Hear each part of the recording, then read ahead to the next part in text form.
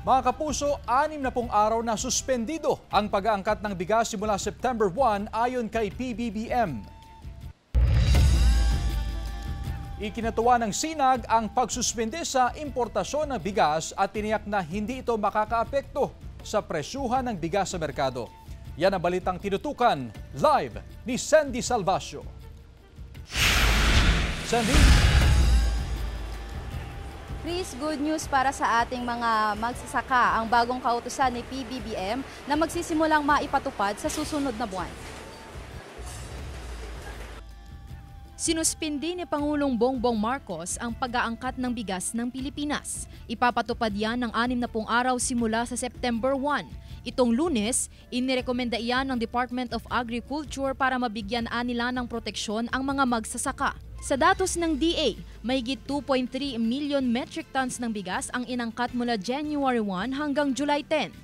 Ngayong taon, kung ikukumpara naman ang datos sa unang 6 na buwan ng 2024, halos 4% na mas kakaunti ang imported na bigas na pumasok sa bansa sa parehong panahon.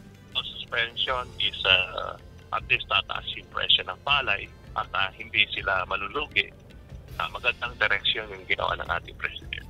Positibo naman ang pananaw rito ng ilang nagbebenta ng bigas sa Dagupan City.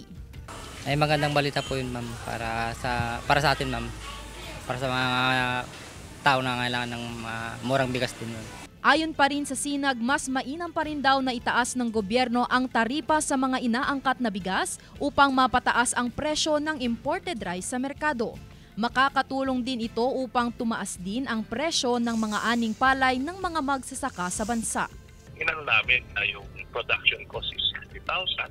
Yung yield natin average is 4.2. Kung sa 10 piso is ang mangyayari is 42,000 lang. So lugi yung magsasaka na 18,000. So kailangan talaga is itaas yung taripa. Chris, mahigit kumulang 8 billion pesos o 4% ng mga palayan ang nasira noong kasagsagan ng bagyo. At ayon sa Sinag ay sapat pa rin naman daw ang supply ng bigas kung sakali mang maipatupad ang suspension ng mga imported rice sa susunod na buwan.